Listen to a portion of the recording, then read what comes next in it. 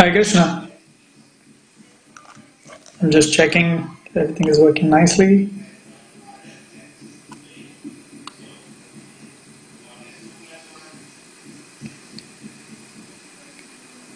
Yeah. Okay. Thank you, Nanda Gokul Prabhu. It's always good to check with with the devotees if everything is coming correctly or not. So yes, welcome to a talk on Srimad Bhagavatam, Canto 2. I was actually supposed to be at the temple, but I got so late coming from work, so I just thought I'd do it from home today.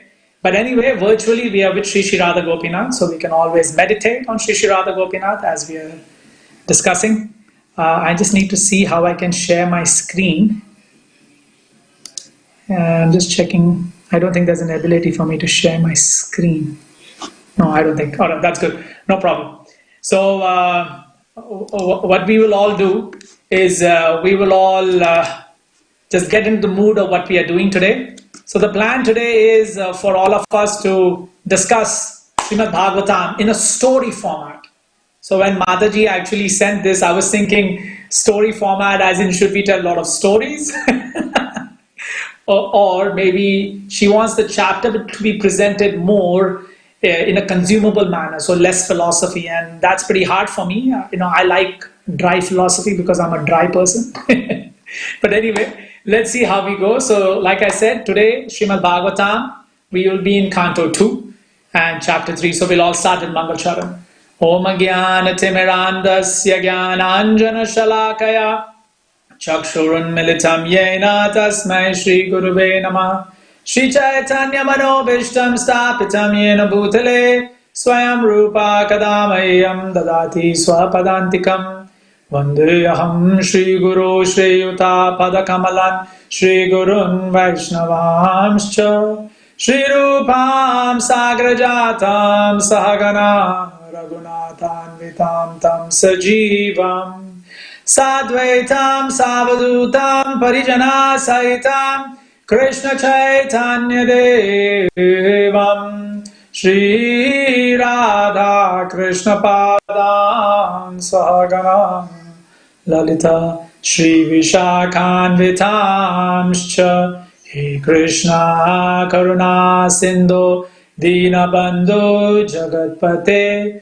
Gopesha Gopika Kanta Radha Kanta Namostute Tapta Kanchana Gaurangi Radhe Vrindavaneshwari Vrishabhanu Sute Devi Pranamami Hari Priye Vangsha Kalpatarubhyascha Kripa Sindhubhyevacha Patitana Pavanebhyo Vaishnavebhyo Namo Namaha Jaya Shri Krishna Chaitanya Prabhu Nityananda Shri Advaita Gadadhar Shrivashadi Gaura Bhakta Vrinda Hare Krishna Krishna Krishna Hare Hare Hare Rama Rama Rama Hare Hare Hare Krishna Krishna Krishna Hare Hare Hare Rama Rama Rama Hare Hare Hare Krishna Krishna Krishna Hare Hare Hare Rama Rama Rama Hare Hare Om Namo Bhagavate Vasudevaya Om Namo Bhagavate Vasudevaya Om Namo Bhagavate Vasudevaya Narayanam Namaskritya Naram Cheva Narottamam Devem Saraswatim Vyasam Tato Jayamudiraye Nashtaprayeshu Abhadreshu Nityam Bhagavata Sevayat Bhagavati Uttamashloke Bhakti Bhavati Naishtriki Mukham Karoti Vachalam Pangum langayate girim yat kripatamaham vande Shri Guru Dinataranam Paramananda Madhavam Shri Chaitanya Ishwaram. Hare Krishna. Lovely Mangal Charan. So the idea of Mangal Charan actually is to, create auspiciousness.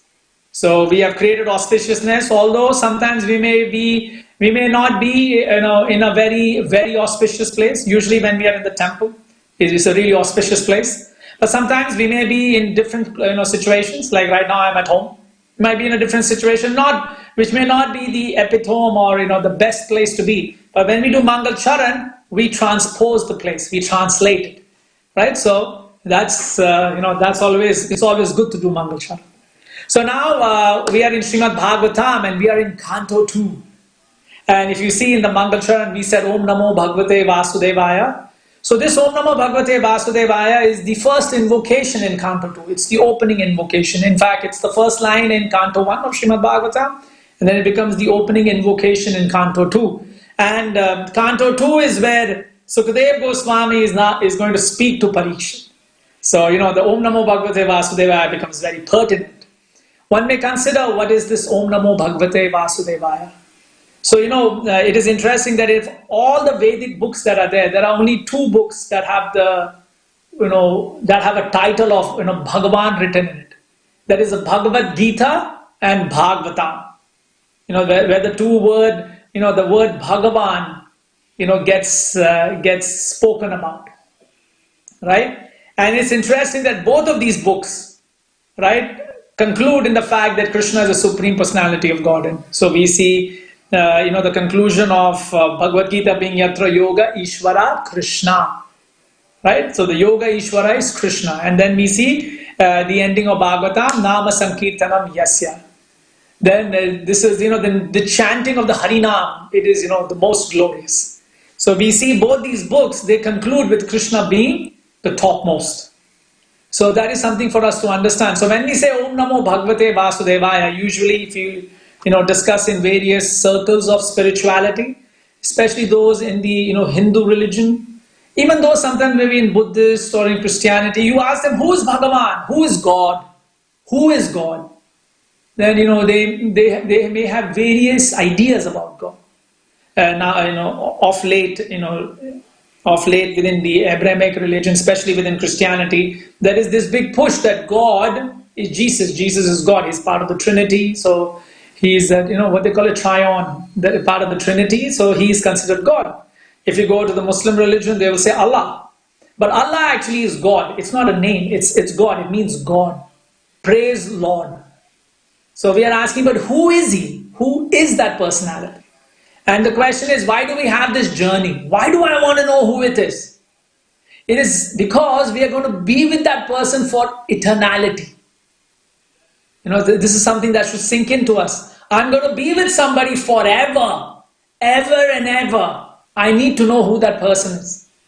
I need to deal with that person. So that's why we then, ascribe Om Namo Bhagavate Vasudevaya. Vasudev means, son of Vasudev. Vasudev also means one that there is no tinge of materiality. No tinge of materiality, material influence. Right? Vasudhaiva.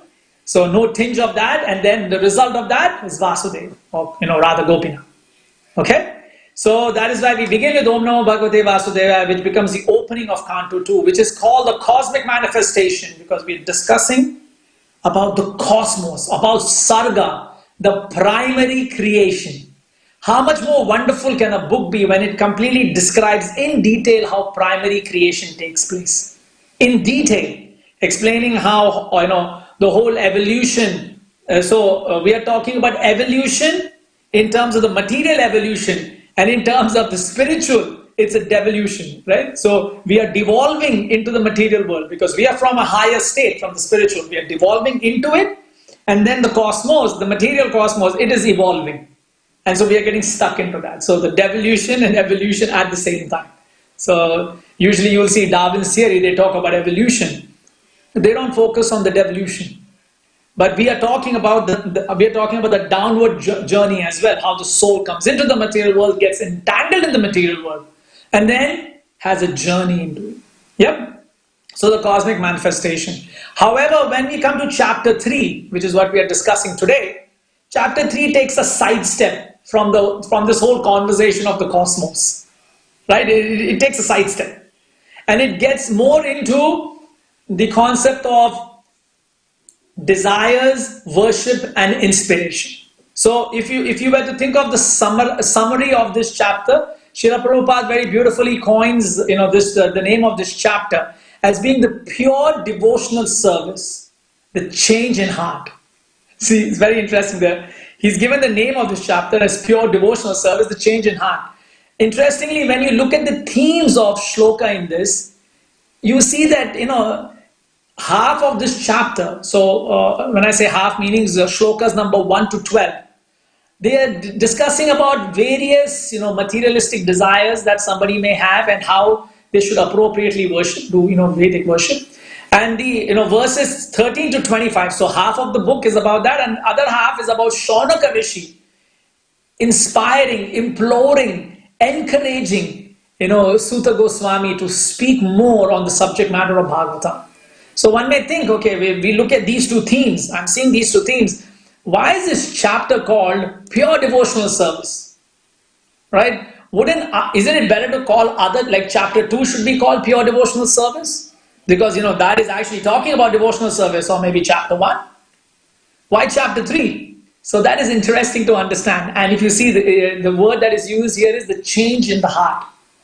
So we'll be talking a lot today about this theme of inspiration, right? Pradyumna, this concept of inspiration, and how this change in the heart is in chapter 3. This idea about the change in the heart is going to be, discussed about. So we will get into it. So I actually have a presentation, but I'm not able to present. Let me just quickly check if I have the ability to present. You can't share your screen. Okay, thanks. Nanda Gokul Prabhu aptly replies. So yes, I can't share my screen, but yeah. So there is, sorry, let me just go back to my PowerPoint. Yep. So there is, there is this scene I wanted all of us to go back in, because obviously this is a story format. So in this story format, we need to, delve into this idea that there is this place. Okay, there is this beautiful place. It's on the banks of river Ganga, right? Ganga Yamuna, yeah, interchangeably used. It's on the banks of this holy river, and on the bank of this holy river there is a great assembly, and in this great assembly are great personalities. Now it is interesting that when we use these terms great, great, great, when we use so many words great, immediately in the material sense, our mind goes into, when we think of greatness in the material world, we think about red carpet, the Oscars, right? Flashy lights, blingy dresses, blingy, ornaments. And that is what we think is great. Oh, look at this greatness. Oh, look at that greatness. And then you will notice as these people are rolling into the red carpet, people are flashing and they say, oh, look there, this great actor, or this great actress, or that great actor, or that great actress. Right? So that is great, great, great. But here, when we are talking about these great personalities, there was no bling factor. The bling did not exist, and the king, he did not exist.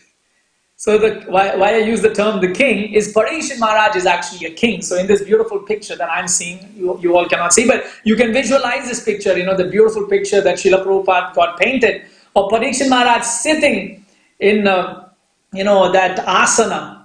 I forgot the name of this asana when you just sit on your on the top of your toes and you bend on your knees, right? So that asana, when he's sitting in that asana and he's looking at his guru Sukadev Goswami, who is speaking to him about Srimad Bhagavatam. So although this is a very great assembly, there is no bling and there is no king. In fact, what we have here is a very simplistic setup. So when I say simplistic setup, is there is no microphone, Zoom, Mayapur TV, none of that. In fact, there are these, people who are just sitting around, attentively listening, day and night, non-stop, no sleeping, right? No breaks, day and night, right? Listening to whom? Listening to a king who is fasting to death. Hear about the glories of Bhagavatam from Sukadeva Goswami. So this is the scene, right? And what Sukadeva Goswami has just explained, he's explained to Parikshit that, my dear Parikshit, I've explained to you the topmost process, right? In this topmost process, a person who is dying or not dying. So now Parikshit asked the question of what should a person do, especially the one who is dying. So he added that special clause, especially the one who is dying. Of course, interestingly, my dad always uses this term, that who is not dying in this material world? And more importantly, we are all cursed like Parikshit to die in 7 days. So when my dad told me this, I didn't quite understand it. He was saying there are only 7 days, right? Sunday, Monday, Tuesday, Wednesday, Thursday, Friday, Saturday. So there are 7 days. So everyone's going to die within these 7 days, right? In one of these days, they're going to die. So he says, basically all of us are cursed like Parikshit. And so Parikshit Maharaj, he is cursed. And now Sukadeva Goswami has told him, I've explained to you the process of mukti, the process of kama mukti, the process of bhakti, the process of liberation, and the topmost process of being a devotee of Krishna. I've explained this to you, right? So then we enter chapter 3. And so in chapter 3, we see Sukadeva Goswami continue his conversation, right? And when we envisage this scene, we can imagine, the two people who are talking, Sukadeva Goswami, Parikshit Maharaj, both are not wearing clothes. So unclothed people are discussing, right? And so the idea here being is that there is complete removal of anything related to materialism. It's just completely gone. It's removed completely. And in fact, only thing that is now being, prized, right, as a prized possession is this knowledge of Krishna, right? And more than knowledge, it's about this philosophical, practical, applicable knowledge of Krishna consciousness. So that's Sukadeva and Parikshit discussing. Sukadeva Goswami sitting on top of this Vyasasana. He is now telling Parikshit, my dear Parikshit, this is, the first shloka. I have spoken to you, Srimad Bhagavatam. I apologize, not Srimad. I have spoken to you about the topmost process, right? And what an intelligent person should do, right? I have answered. However, I will still give you other things. Now, this is something interesting for us to consider. Why is Sukadeva Goswami offering other information to Parikshit, right? So here lies the test of Bhagavatam. The test in Bhagavatam. That even for devotees there is a test. When we read, in Srimad Bhagavatam, like I was saying, there are 2 themes, right? So there is a theme here where we are describing how if you have various desires, if you worship various demigods, you will get a certain amount of result. So the Sambandh, the Abhideya and the Prayojana, all 3 are being described. Sambandha means, how to build a relationship. Abhideya means what is the process you use to build that relationship. And Prayojana means to get the goal of the relationship, means to come to the conclusion of the relationship, right? So in these 3 processes, we will see very nicely that Sukadeva Goswami will start expressing to Parikshit, right, the various desires and appropriate worship. And this is something for us to understand, that this is being brought in because it's a test. I will read to all of you some of the things that Sukadeva Goswami presents. He's saying, good fortune, pray to Durga Devi. So all of us must be thinking, I'm a devotee of Krishna. I'm chanting my 16 rounds. But if I need wealth, phone call is coming or something is wrong, is it? Hello? Hey, sorry Satish, can I call you back? Sorry. Sorry, that's a call from office. I'm sorry, I thought something was wrong. Maybe I thought I lost the connection or something. Let me just check if the connection is open. Yeah, connection is open. Okay, sorry. I'm reading Bhagavatam, so I'm not able to see the connection. Okay, the connection is open, so no problem. Okay, sorry. Back to what we were discussing. Yeah, we were discussing that when we are, reading about good fortune, we are reading about Durga Devi, and we're thinking, yes, I'm a devotee of Krishna. I'm chanting my rounds. Just recently, this Katyayani Vrata. There was Katyayani Vrata just in the month of December. So somehow situation, passed out that, I thought, okay, let me do the Vrata. So I was thinking as I was doing the Vrata, really, I was genuinely thinking that, hey, what if, I do this Vrata and I can ask, Katyayani, Mother Katyayani, who is another form of Durga Devi, then give me your good fortune, because Sukadev Goswami says that if you pray to Durga Devi, you'll get good fortune. He does mention that. And so the idea here is the explanation of all of these various desires and these appropriate worships are to be contextualized. Right? They are to explain to us as devotees that in the process of understanding Krishna consciousness, right, we as devotees, all of us will unearth many concepts that will allow us to increase our benefit in the material world. Like, be able to increase our good looks, maybe increase our, good speech, maybe increase our, wealth, maybe increase our fame. Right? We will be able to encounter a lot of these situations. So the idea here is, what do you do? What do we do with this information? Right? We encounter all of this. What do we do with this information? So there's a very beautiful story. This is very interesting. There's children's books. So I encourage all devotees, if they get a chance, there are a lot of kids' books that are there in the bookstall. So if you're coming to the temple on Saturday and Sundays, please, keep the books table running, buy these books. I mean, if you like to buy books, right? Buy these kids' books and read to the kids. So there's this beautiful kids' book that talks about the touchstone. Like, I think that was the name of the book. I don't remember the exact name. I think it's called The Touchstone. This is about, once upon a time, there is, this personality. He's very poor Brahmana. Very, very poor. And so, he's being implored by his wife that, why don't you go and I hear that the devotees of Krishna, if they bless you, like Mother Lakshmi becomes very pleased, so why don't you go and ask some great devotee to change our this pathetic lifestyle. So the husband thinks the wife has inspired him. Yes, we see this similar concept happening for Sudama, where Sudama, is being inspired by his wife that go visit Krishna. Maybe you'll get some wealth. You see? Right? This idea that sometimes in our dealings in Bhakti Yoga, we will unearth many opportunities to increase our material benefit. We will. Right? Sometimes, people think, Bhakti Yoga is a very emotional process. No. We will unearth the deep knowledge of the Vedas. Vedescha sarver aham eva vedyo. What does that mean? That as we are reading Krishna consciousness, we will unearth all of these things. Oh, this is how you can get this benefit. Oh, this is how we can generate this material benefit. Because the material world, at the end of the day, is the energy of Krishna. Shrishti sthiti pranaya sadhana shakti reka chaeva yasya bhuvanani bibarti Durga. Ichhana rupa. Durga is doing Ichhana rupa. So she will do whatever Krishna says. So as we are studying about Krishna, we will understand Krishna's Ichha. Ichha meaning Krishna's desire. And then the Ichhana Rupa, the one who formulates that desire, is Durga Devi. Naturally, we will understand how to deal with the material world, right? And generate benefit from it. And so the idea here is that in these situations, we have to be careful. So now, rolling back to the actual story, because this is a story form.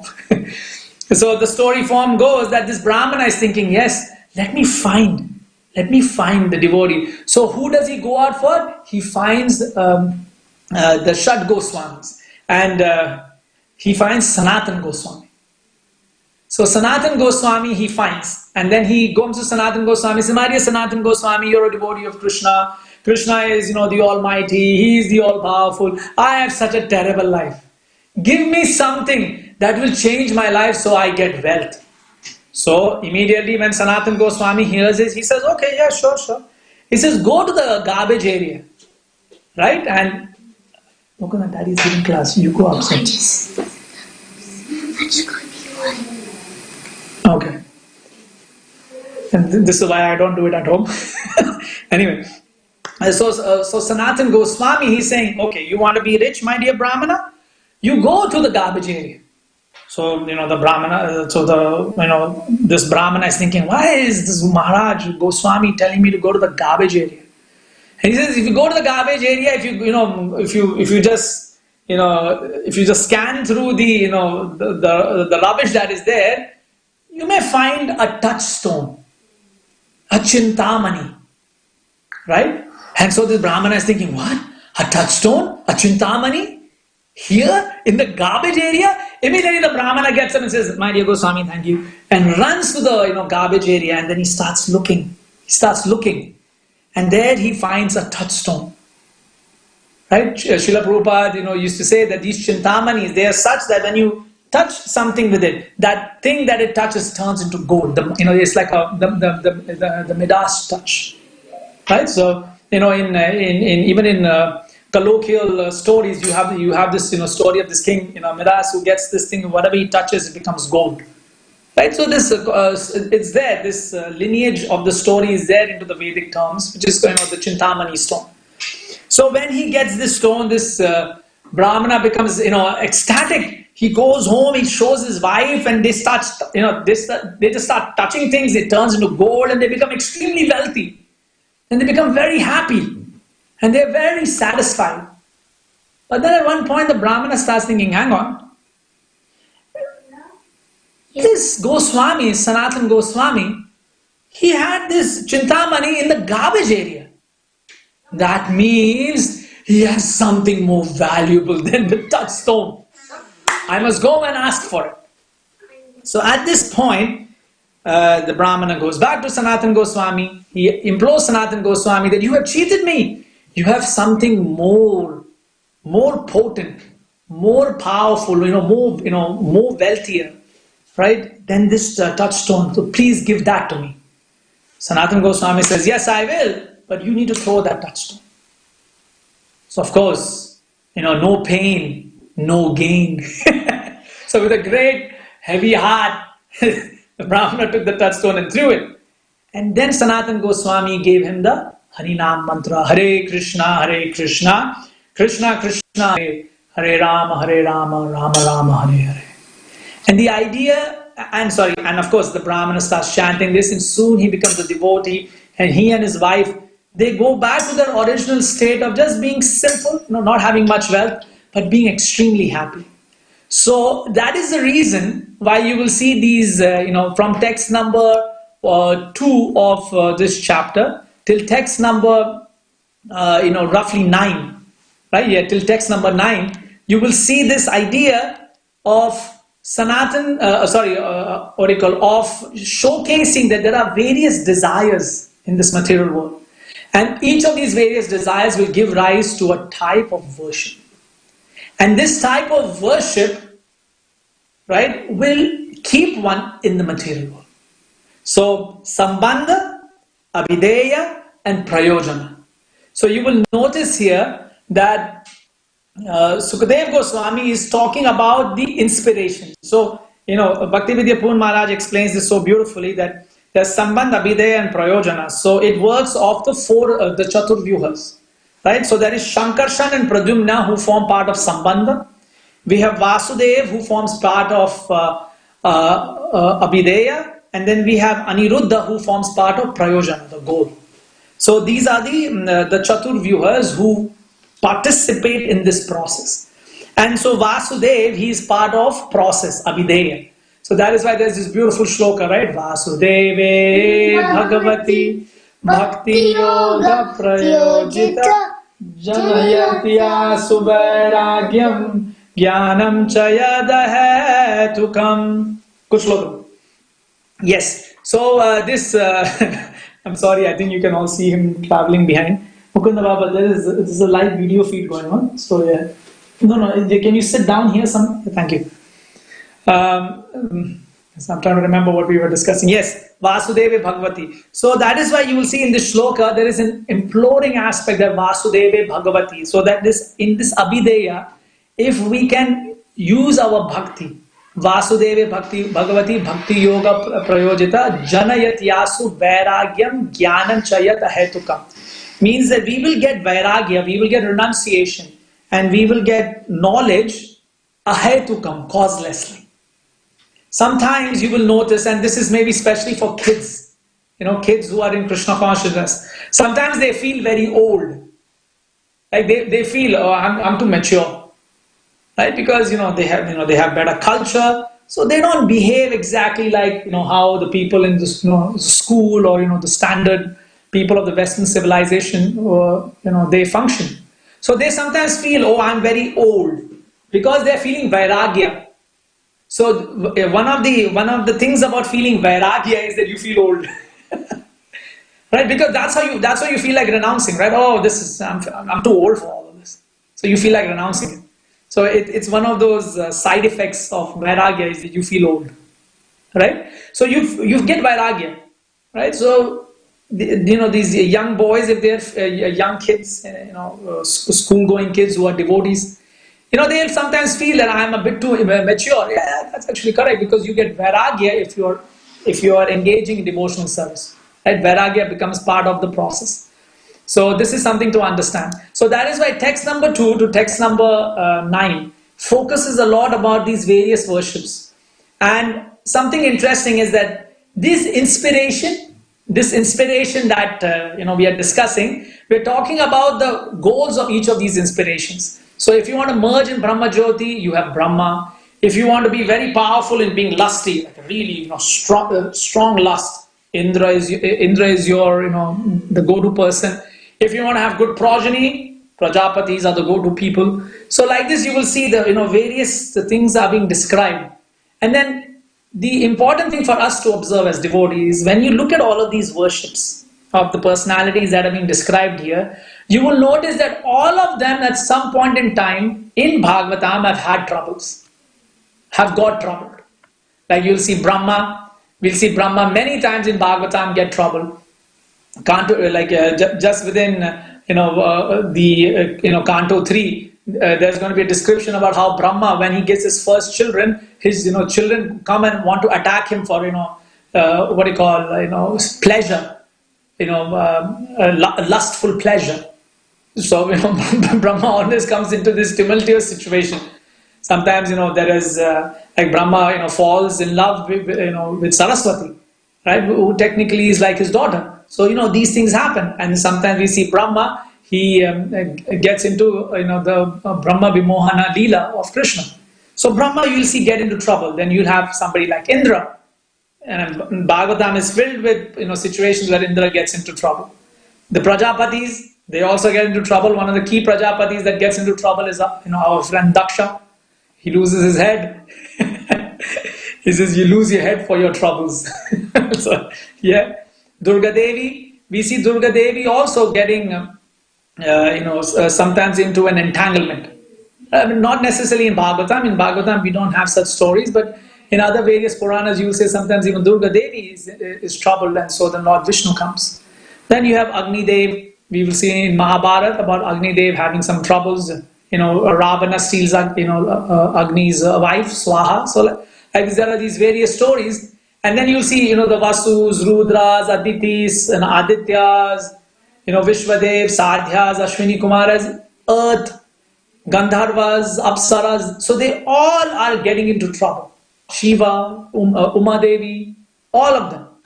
And so this is something for an intelligent devotee to understand, that while for all these desires, all of these worships have been explained, each of these personalities, each of these goals of my worship, this prayojana of my worship, each of them have been in some material trouble at some point in time. And so that should inspire us to say, okay, then what is the value of this worship? What is the value of this benefit? Better to become devotee of Krishna. And so in in text number 10 of this is a very famous text. So I will sing the text. This is a very famous text. Akama sarva kamo bhava moksha kama udaradhi tivrena bhakti yogena yajeta purusham param. So what it's saying here is that an udaradi, Udaradi means udar, you can usually use for someone who's very benevolent. Udaradi, who is very intelligent, whose benevolence is also equated to his intelligence. Sometimes one may be very benevolent but be foolish, right? But here we are talking about an intelligent person who's benevolent, right? So this udaradi, this concept of udaradi has to be, understood. Sorry, give me 1 second. Sorry, I'm getting a phone call.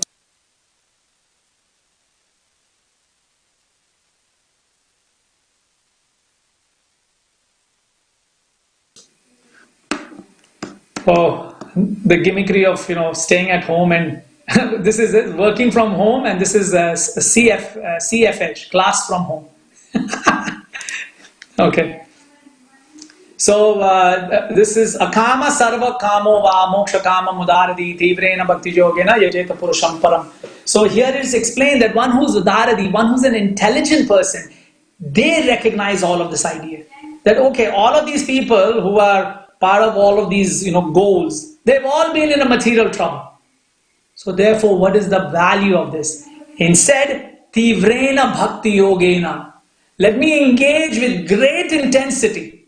I like, Kamsari Sena Prabhu was saying, laser-like. He gave a class on this shloka once. I remember listening. Laser-like, like Tivrena, laser-like precision. Quoting Srila Prabhupada as well, but Tivra, to be fully focused. Tivrena Bhakti Yogena, execute one's devotional service with great precision and focus, right? And the idea here is that this person this udaradi who is engaging in this devotion, this intelligent person who is benevolent, who is engaging in this devotion, what are some of his what is his material state? He may have akama, means he is not interested in anything material. Examples of these would be Prahlad Maharaj. Okay, Sarvakama, you'll have somebody like Dhruva Maharaj. Dhruva Maharaj was, he wanted a kingdom bigger than his father. Who is his father? Uttanapad. Uttanapad was third from Brahma. Brahma, Swayambhuva Manu, Uttanapad, Dhruva. So Dhruva wants a kingdom bigger than Uttanapad. So what does that mean? It means he wants a kingdom bigger than Brahma's. Right? Because Brahma gave that kingdom. So, if you see the vision of this boy, of this young 5-year-old boy, his vision is, he's full. This is Sarva Kama, right? You and me are desiring, I wish I got $1 million. I wish I get $10 million. We're not thinking big. We're not thinking 1 billion, 1 trillion. What are we going to do with that? No, 1 million, 10 million, we are within a few zeros. In the 10 raised to 6 or the 10 raised to 7 zone, that's our zone. That's what we are focusing on. So, that is our desire. But here is Dhruva. Dhruva's desire is no Sarva Kama. I want a kingdom bigger than my dad's. So effectively, what does that mean? He needs to get his own planet, his own situation, and that's what Krishna gives him, right? So this Udaradi, this intelligent, benevolent person, his material situation may be that he has no desires, Sarva Kama, he has all desire, or Moksha Kama. One may be desiring moksha. One may be desiring liberation.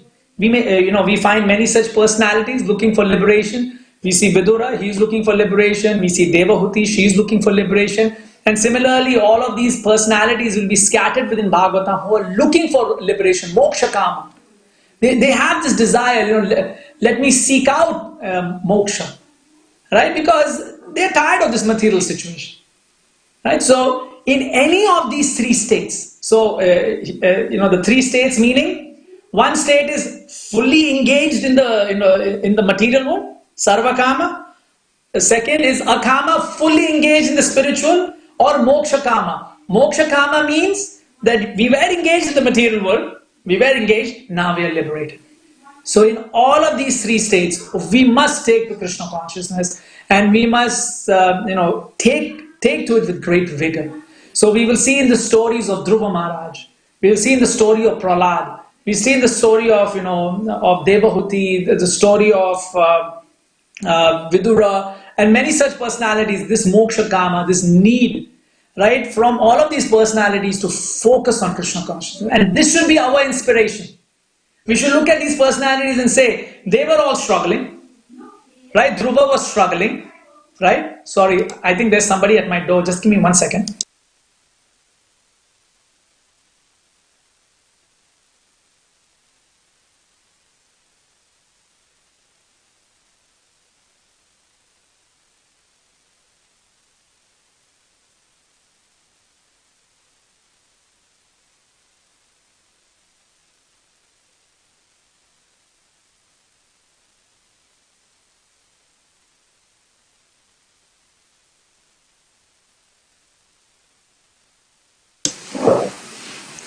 Hare Krishna, sorry, all resolved.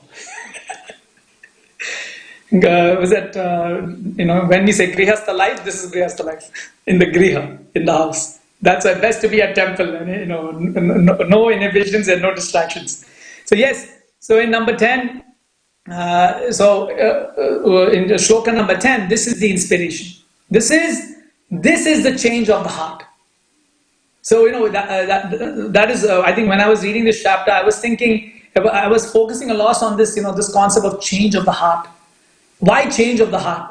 So first, explain everything about Krishna, then showcase, if you want a lot of material benefit, here are all the ways to do it. But then come down to the point where, what's the point of all of that? At the end of the day, everyone is struggling in the material world, everyone is suffering, and everyone will get smashed by the material world. Everybody. Right? Other than Vishnu Tattvas, everyone will get smashed in the material world. That's just the way it is. Right? That's just the way we have to understand the material world. So that is text number 10's inspiration. So after this, we have some very nice shloka, another text number 12, where we see this transcendental knowledge in relationship with the Supreme Lord Hari is knowledge resulting in the complete suspension of the waves and whirlpools of the material moods. Oh, how inspiring! How that's it's Aushadhi. Aushadhi means to put medicine, right? Or shalaka to put medicine in the eyes or in the heart. Look at this medicine, transcendental knowledge in relation with the Supreme Lord Hari is knowledge resulting in the complete suspension of the waves and whirlpools of the material moods. So this is the idea for us to understand, that in this Bhakti Yoga process, why is it that we are being inspired to read, right? Read Srila Prabhupada's book. Because when we will read this in the worst state that we can possibly think, when I think of worst state, I'm thinking, just imagine everyone hates you. Everybody hates me, anything I'm doing is wrong, in the most demotivated and disillusioned state. If we just pick up one of these books and we are reading something, and remember when I say reading, I'm not just saying, read one line and say, I've read this before. No. Sit down and say, okay, I'm demotivated, let me just read at least 4 shlokas. As we will read this, right, this will stop, the word Srila Prabhupada uses, in the complete suspension of the waves and whirlpools of material moods. It will suspend that pain. Right? Just suspend it. Oh, okay. Right? So that we have to understand. Right? That is the inspiration for us. And please understand, the person who's listening to this Parishad is going to die in a few days. So he's being told, whatever pain and suffering we have, right? Once you have transcendental knowledge of Krishna, it doesn't matter. Right? So this is actually a very, text number 12. Srila Prabhupada has written an amazing purport on this, like really amazing. He talks about this, Hari Katha and, Kaivala Pantha. So it's, this is very, very beautiful. If you get a chance, please read, text number 12. It's just amazing. We don't have that much time because we have to go through many texts. Right, 35 in total. I've just reached halfway and I just realized I have 15 minutes. But the rest of this is more story format, so it's a bit more easy. But yeah, so this is till text number 12 of this chapter. Then now at this point, the scene changes again. Right, so there's a scene change. So what happens is we were in Sukhatala. So Sukhatala is the place where this conversation happens between Sukadev Goswami and Parikshit Maharaj. If you ever get a chance, you're traveling in India, if you're near Delhi, right? So Sukhatala would be, I would say, about 3 hours near Meerut. So about 3 hours, 3.5 hours. You can go, you can visit Sukhatala, and you can see this place. It's there. It's there where this conversation took place. So, this scene that we are in from Sukhatala, that scene changes. Now we are back to Naimisharan. So, you can just, in your own mind, you can visualize this, scene change. And the reason why I'm saying visualize the scene change is it changes the emotion. Right? See, right now in Sukhatala, the emotion is very grave. Why? Because one person is going to die. And the dying person wants to know, what is his duties. Right? So, it's a very grave moment. We switch over now to Naimisharanya, and the mood there is different. But both, despite the difference in mood, they both want to achieve Krishna, Harikatha. Right? And so that's why Srila Prabhupada uses the word Kevala Pantha. Eko Narayano Deva Paravarnanam Param Aste Kaivalya Samnita. That only Lord Chaitanya, Kaivala Pantha. That is why Krishna is called Kaivala Pantha. Right? So both these scenes are eventually going to Lord Krishna. Hari is Kaivala Pantha. So now the scene change here is the mood is different. Right? In the side of Parikshit is asking, what should a dying man do? It's a self-realization process. He's saying, I want to understand self-realization. Now when we come to Naimisharanya, in Naimisharanya, we are seeing there are two aspects. There is an aspect of self-realization that we want to realize what is being discussed, but there is also an aspect of Harikatha in the sense of propagation or pushing out this information to everybody. So it has both both aspects in it. So that is why the scene of Suta Goswami and Shaunaka is very important. Are you getting why that scene is very important? Just imagine, visualize that scene. There the scene is that these devotees are thinking, okay, Kali Yuga is commencing, people are about to kill cows. Kill cows. They couldn't believe it. They can't believe this idea that someone's going to kill a cow. They're like, yes, this is a degraded age. They say, oh, we must do something. We must engage in Harikatha. Right? So there is a very strong aspect of Sankirtan. Right? Very strong aspect of Sankirtan in that mood. And this aspect of Sankirtan, that's what Lord Chaitanya picks up on. Like that is the mood Lord Chaitanya picks up, and he wants to blast it out into the world. The Sankirtan Jagya. So that is why this scene of Suta Goswami and Shaunaka becomes very prevalent in the Bhagavatam conversation.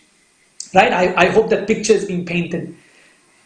Okay, I have 10 minutes. So I'll quickly try to give a summary of what Shaunaka says. So here the interesting thing is that from text number 13 to text number 25, right? So the next 12 odd 12 odd shlokas, 13 shlokas, right? We will see Shaunaka, only Shaunaka speaks. Nobody else.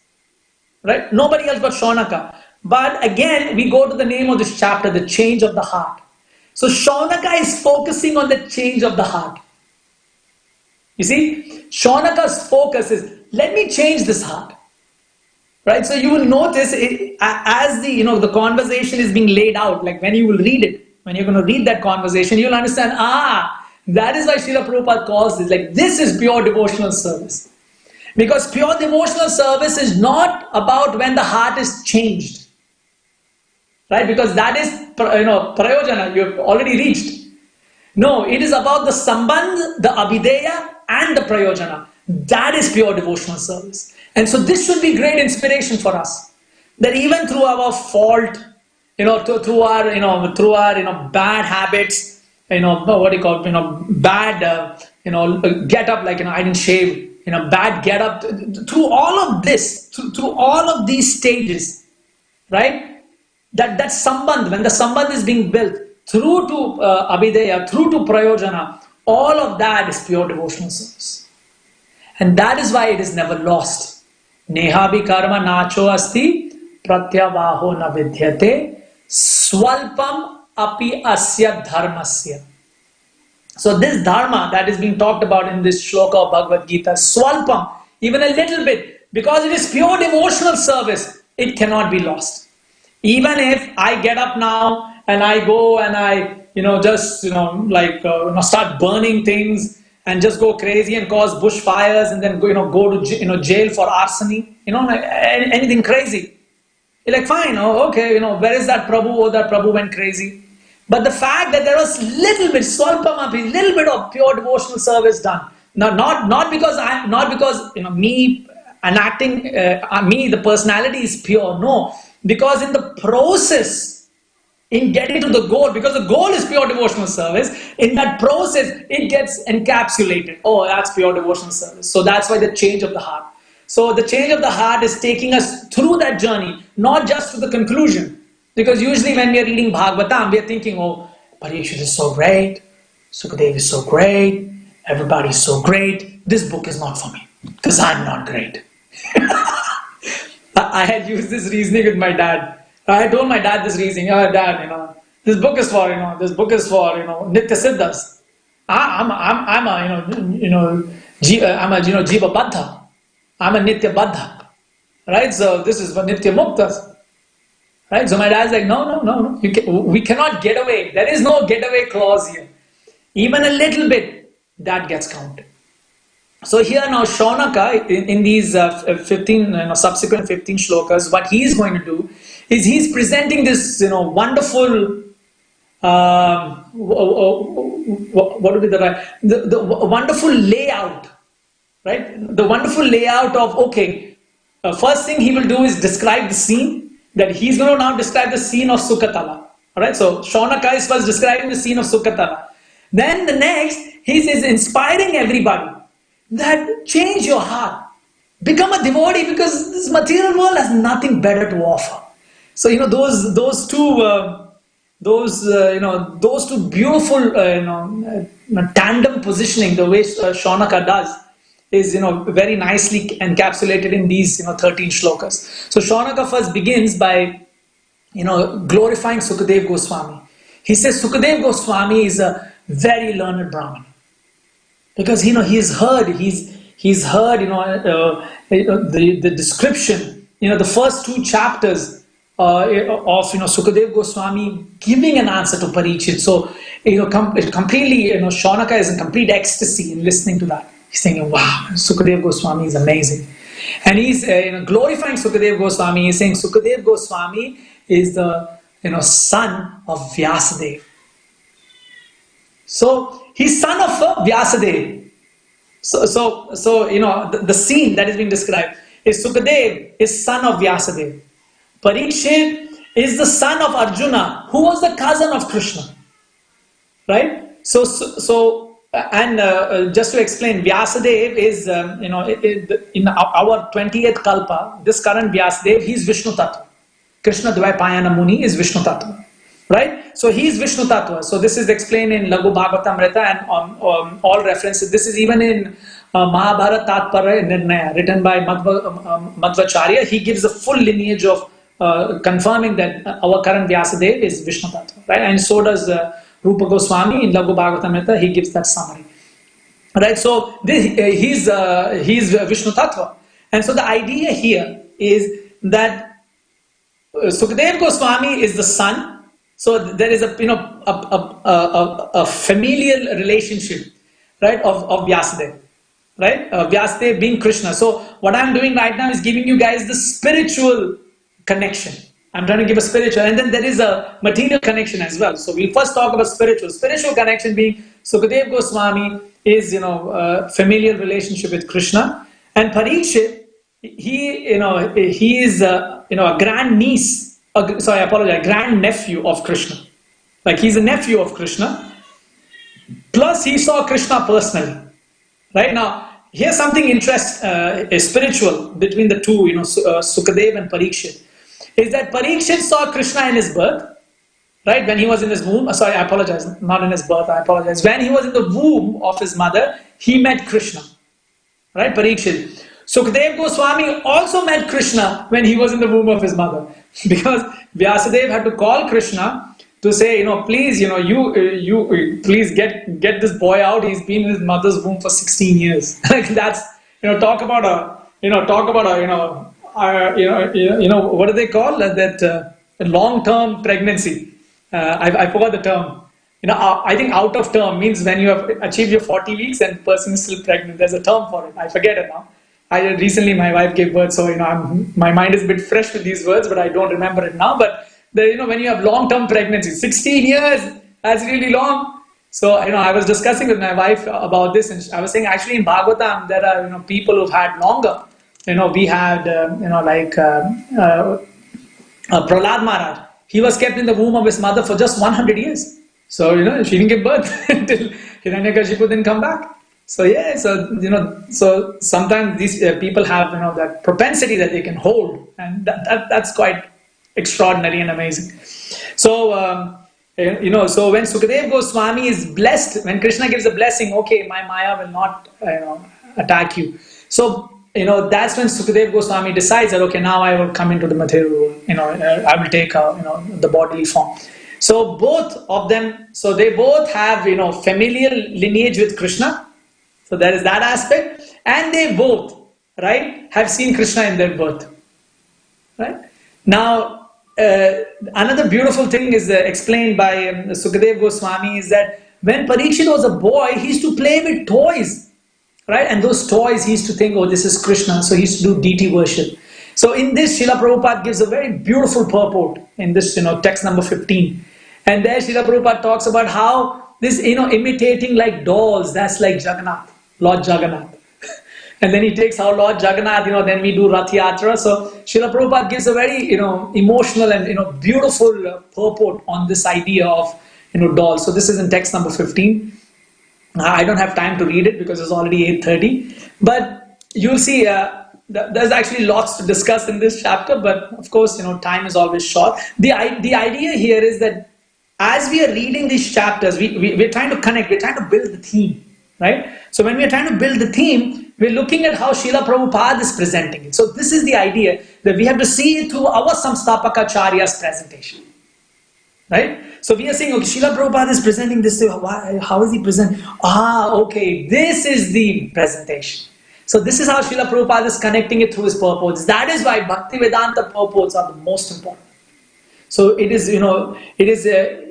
mandated on us that we read these Bhaktivedanta purports. We can, I have a tendency to, read unnecessary stuff sometimes. I have to say that. Sometimes I overread for no reason. But then I always like to bring it back to, okay, so how is Srila Prabhupada presenting it? Because that methodology of presentation is our Sampradaya's presentation.